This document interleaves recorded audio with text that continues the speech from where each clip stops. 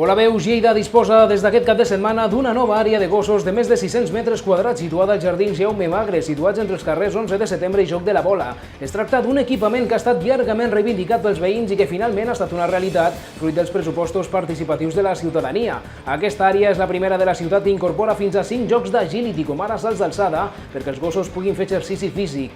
L'àrea de gossos dels Jardins Jaume Magre, pressuposada en menys de 50.000 euros, compta amb una caixa de drenatge amb rec per sanejar la zona que poden embrutar els animals i també disposa de beurador per a gossos, bancs, papereres i font pública. Aquesta és la tercera àrea que la Paeria dedica a l'esbarjo dels animals de companyia, juntament amb la del Parc de Santa Cecília i la de la plaça Maria Mercè Marçal a Cappont. El quart espai per a gossos, previst als Jardins 1 de maig de la Mariola, es troba en fase de contractació i podria licitar-se a la tornada de vacances. També s'està treballant en altres dues noves àrees de gossos, una a la partida de Llívia i una segona al barri de Magraners. És tot, més notícies i més veus a les xarxes socials de la Veu de Lleida. Fins aviat!